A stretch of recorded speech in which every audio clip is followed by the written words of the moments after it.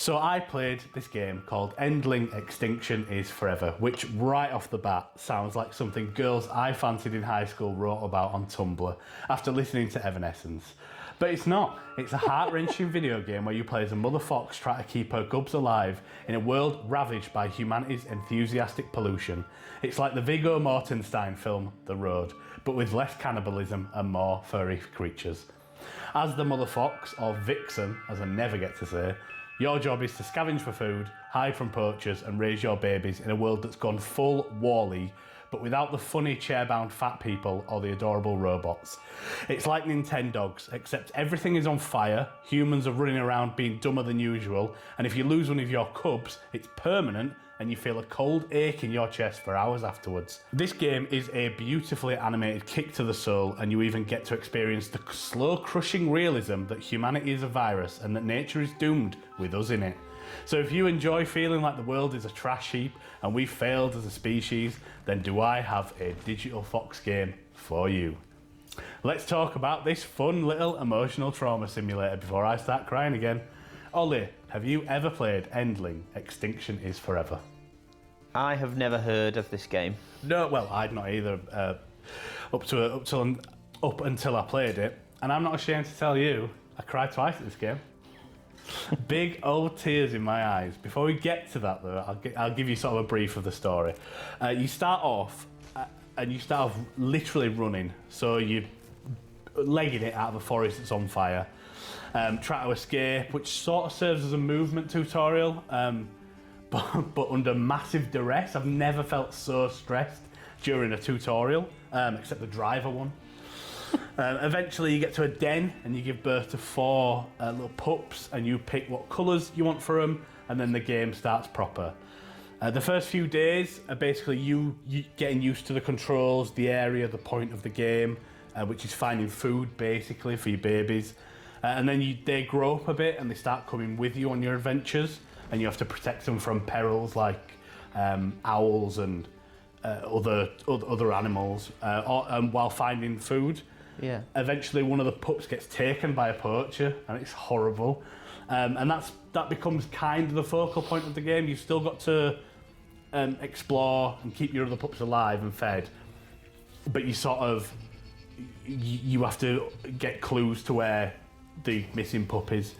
And like you, I didn't have any expectations of this game at all going into it, because I'd literally never even heard of it. Like, I've never seen any marketing, anything for this game. Mm-hmm.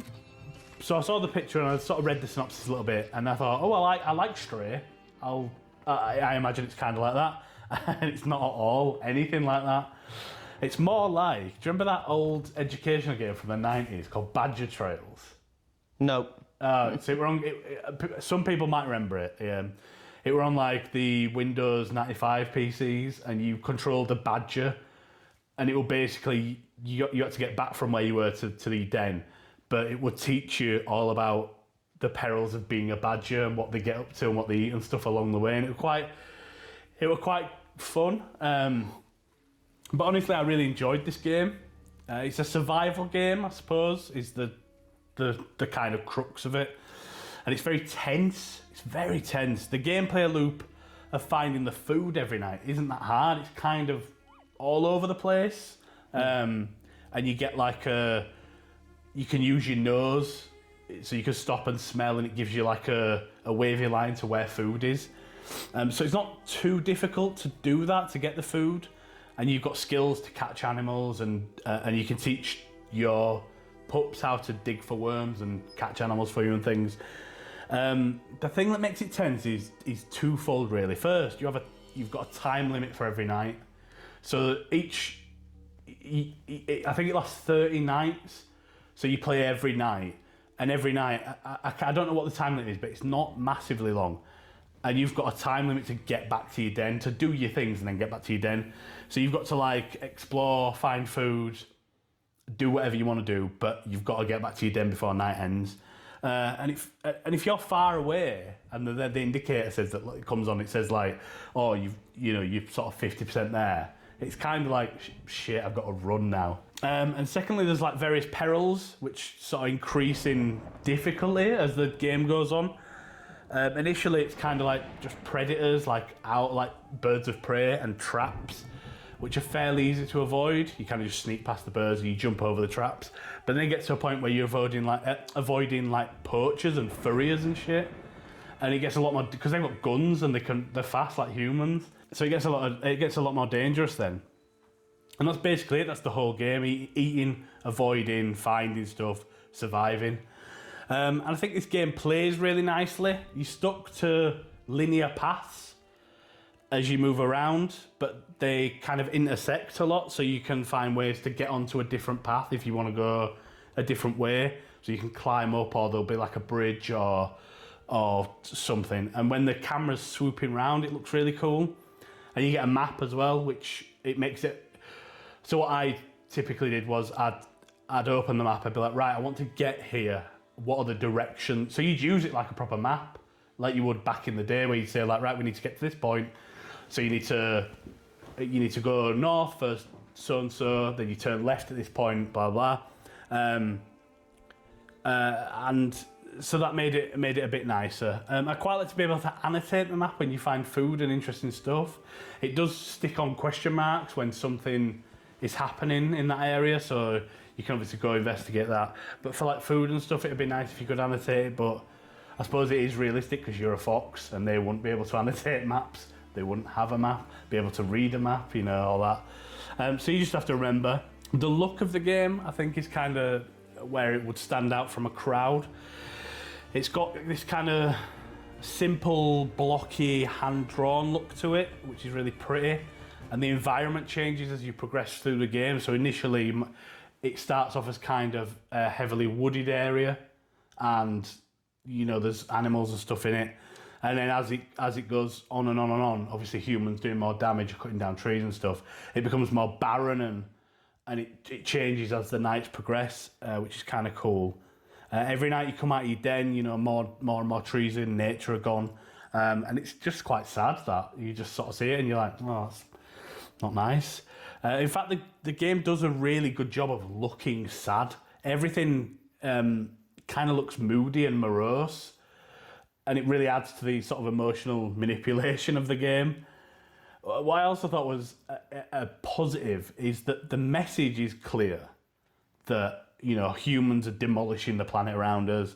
It has a knock-on effect, even on something as small as a fox, essentially, or like a badger.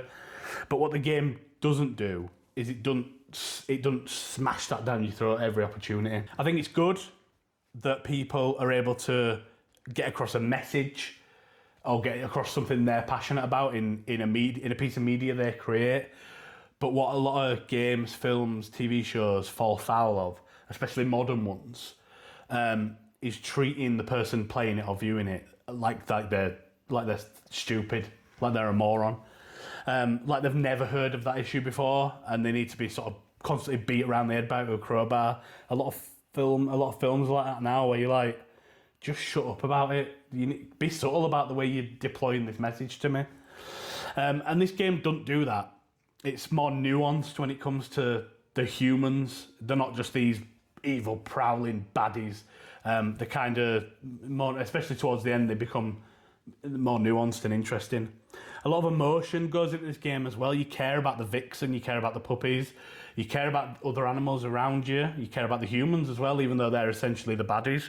And like I said, I cried twice. There's two big, at least from what I saw anyway, there's at least two big heart-wrenching moments that happen in this game, and I wasn't expecting either of them to happen.